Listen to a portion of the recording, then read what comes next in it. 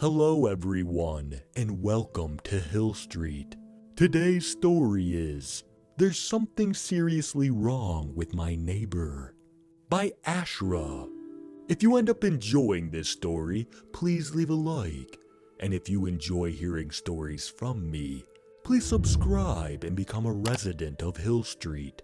And let me know how I'm doing in the comments. Now, let's get to this nightmare. I don't have much time to explain, so I'll try to give you as much detail as I can. I live in a small neighborhood located on the outskirts of Arizona, and I barely interact with others. Some people see me as being antisocial and have tried to get me out and experience more of what life has to offer. It was all annoying and very stressful at times, but after a while, I guess you can say, I opened up more. I began to communicate more with others and eventually found myself being invited out to parties and other local events. Fast forward a few months, it's now December and the holiday is now upon us.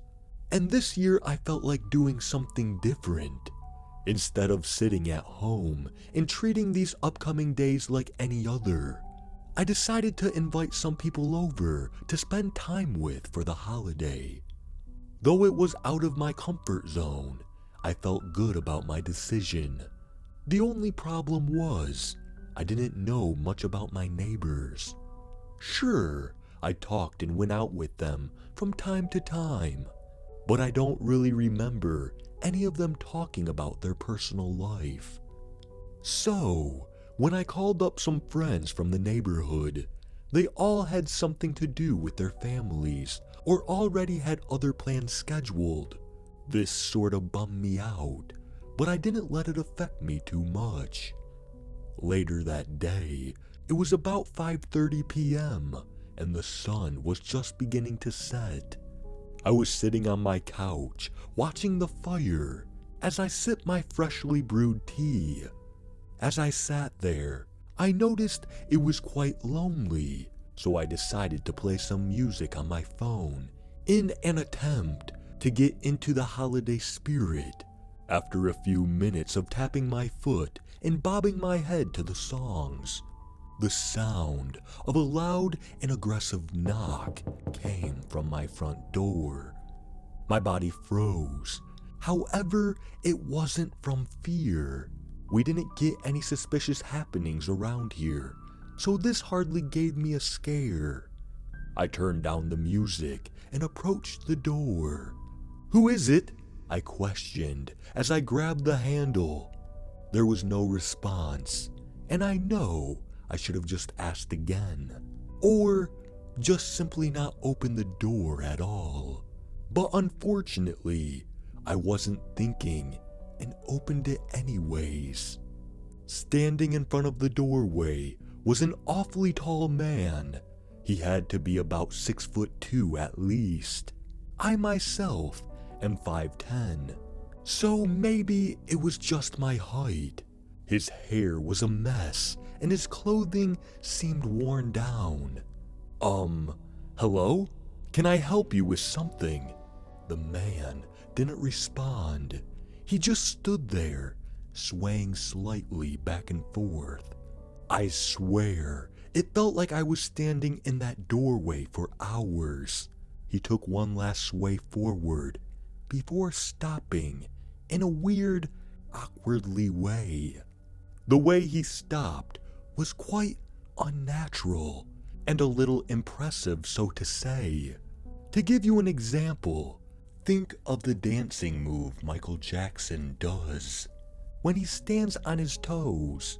Only difference is that he was still flat on his feet, with his legs stretched out and his face just inches away from mine. I pulled my head back and put my hand on his shoulder.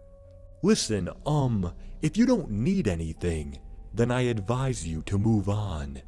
I gave him a slight push on his shoulder, and when doing this, the man's head quickly twitched towards my hand. He then leaned back into a normal upright stance. Again, complete silence.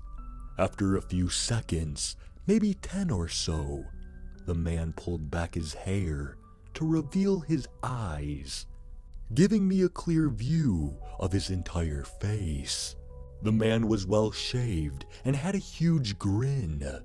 His eyes were severely widened, and he slowly opened his mouth as if he was going to speak. I burst out in a stern voice. "All right, I think it's time for you to get off my—" "Oh, my apologies. I was just strolling around the neighborhood and realized you were the only one home. No family to go to." I squinted at the man before responding, "No, just me. Though if that's all you have to ask, then I suggest you be on your way." The man looked above my head into my house, surveying the inside before turning to look down the street. "You see that house down there, right behind the other two? That's where I stay. I hardly take walks like this, for the others never seem willing to speak to me, except, well, you of course." At this point, I didn't know what to say. All I really could do was stand there in confusion. "Oh, I guess I haven't properly introduced myself. My name is—" "Just get the hell off my property." The man stared.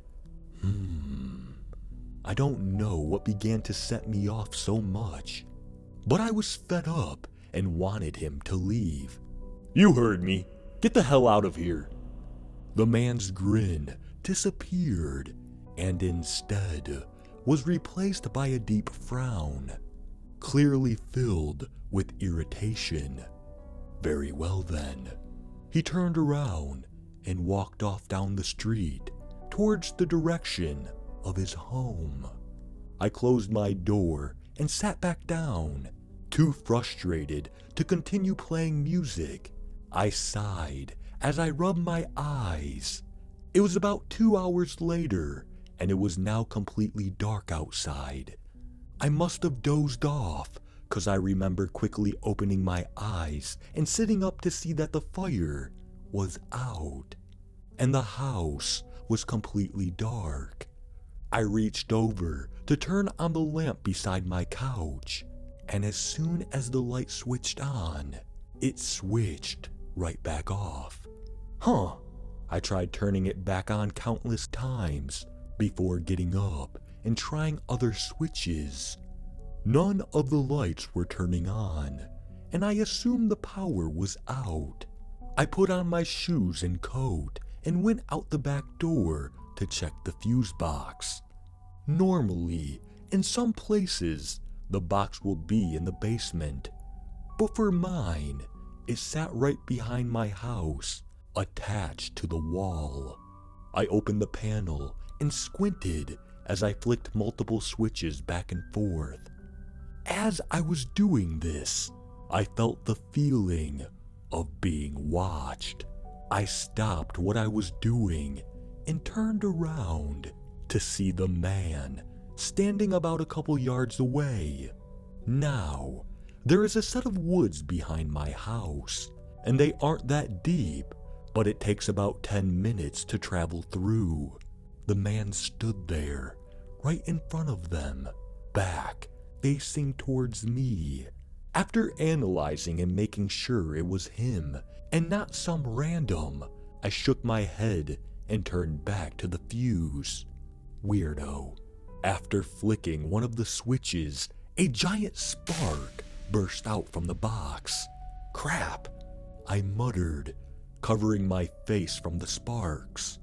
I turned to observe my surroundings, refusing to face the box out of frustration. That's when I locked eyes with him. The man was now facing in my direction. Same frown as before after telling him to leave. This creeped me out a bit, but I still didn't let it get to me. "Still here, huh? No response. Instead, his frown turned into a wide, inhuman, ear-to-ear smile, and his eyes widen even more than before. What the heck? The man darted in my direction, his body slightly hunched forward, and his arms spread out as if he was ready to embrace me in a big bear hug. His fingers were bent, and I could see a few veins form through the skin on his forehead. The speed he was running at wasn't normal. It wasn't even something you would see from an Olympic runner. It was more of a superhuman type of speed. After a few seconds, I finally gained the control to move and moved quickly back inside. I slammed the door shut and locked it immediately. What the hell was that? I stepped away from the door, backing up into my living room. I don't think I took my eyes off the door for even a second. "Let me in." The man's voice came from the window by the front door. His voice was deep, raspy, and made my blood curdle. I was afraid to turn around. I imagined seeing his face pressed up against the window, same inhuman-like smile in wide eyes. But when I turned, he wasn't there. "Let me in." Again, I heard his voice. This time it came from the window by the back door. This continued on for about 15 more seconds before I yelled out, "What the hell do you want from me?" I stormed towards the door and swung it open, ready to attack whatever was behind it. Immediately, an aggressive breeze passed by me and into my house. I looked around, and the man was nowhere to be found. I closed the door and stomped over to the back and opened it with the same movement as before. Nothing. After closing the door, I walked back into my living room, grabbed my phone, and did what I should have done at the very beginning. Dialed 911. It took a few rings for them to finally pick up. When they did, I didn't give them any time to speak. "Hello, there's a crazed man outside, and I need you guys to send somebody out quick." Silence. For about a second, it felt as if nobody was on the other end. That's when I heard his breathing. "I'm inside your house." The phone fell out of my hand, and I felt a strong, sinister presence behind me. I hurried and ran upstairs to my room. I grabbed my laptop, then sat on my dresser and slammed the door, jumping into the closet behind a set of clothes. It's been about 45 minutes, and I can still hear him moving around, whispering, calling out to me with laughter. He's getting closer, and it won't be long before he finds me. Calling the police didn't work, so I'm hoping this message will.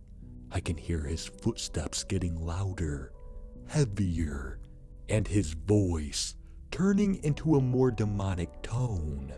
At this point, it sounds like he's crawling on the walls. Or is it the ceiling? He's right outside my door now. He's muttering something.